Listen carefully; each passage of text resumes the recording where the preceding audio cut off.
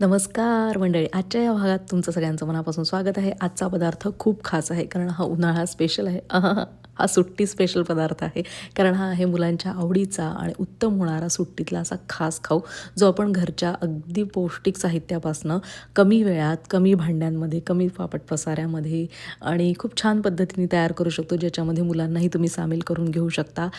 खरं तर T time snacks म्हणून ओळखलं जातं याला, पण आपण हा कोणत्याही वेळेला मुलांना खायला देऊ शकतो. पोटभरीचा प्रकार आहे, तितका सोपाही आहे करायला. आपण जास्त भांडे पण याच्यात वापरणार नाही. मिक्सरच्या एका भांड्यात सगळं प्रकरण होऊन जाणार आहे. त्याच्यासाठी मी रवा घेतला आहे 1 कप. त्याच्यानंतर अर्धा कपाच्या थोडं वर ब्राऊन शुगर घेतलेली आहे.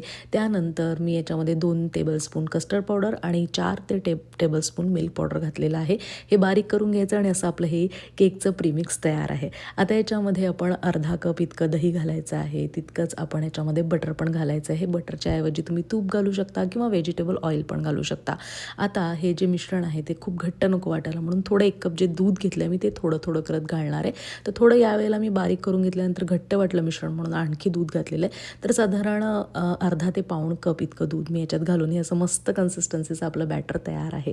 हे केकचं बॅटर एकाच भांड्यात तयार झालेलं आहे. त्याच्या आपण मध्ये 1/4 टीस्पून इतकं बेकिंग सोडा घालणार आहे आणि ½ टीस्पून इतकं बेकिंग पावडर घालणार आहे. हे घातल्यानंतर मात्र हे जास्त फेटायचं नाही, अगदी पल्स मोडवर एकदाच फिरवायचं आहे. त्याच्यानंतर मी याच्यात पिठात कालवलेली टुटी फ्रुटी घालते आहे. तुम्ही नाही घातलीत किंवा ड्रायफ्रुट्स वगैरे घातलेत तरीही चालू शकतं. हे मस्त बॅटर तयार झालेलं आहे. मिल्क पावडर आणि कस्टर्ड पावडरमुळे याला एक मस्त स्वाद येतो. खूप मऊसूत आणि छान चवीचा हा केक होतो. अतिशय उत्तम लागतो. मुलांच्या स्नॅक्सच्या डब्याला द्यायला तर उत्तम पर्याय आहे. सुट्ट्या लागल्या असतील तर दुपारच्या वेळेला, सकाळच्या वेळेला खाण्यासाठी एकदम उत्तम पर्याय आहे. बाहेरची बिस्किटं देण्यापेक्षा त्यांच्यासोबतच करून बघितलेला हा आनंद त्यांना खाऊ म्हणून देताना अतिशय आनंद तुम्हाला होईल. नक्की करून बघा. अगदी सोपी कृती आहे.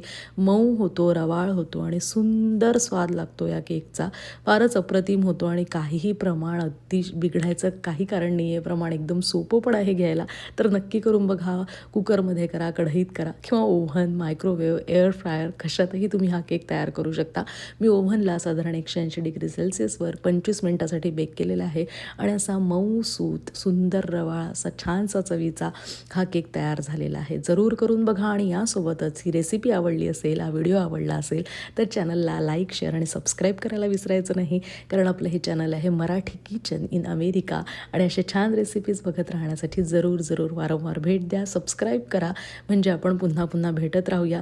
तोपर्यंत नमस्कार आणि लक्षात ठेवा, जाणे जे यज्ञ कर्म.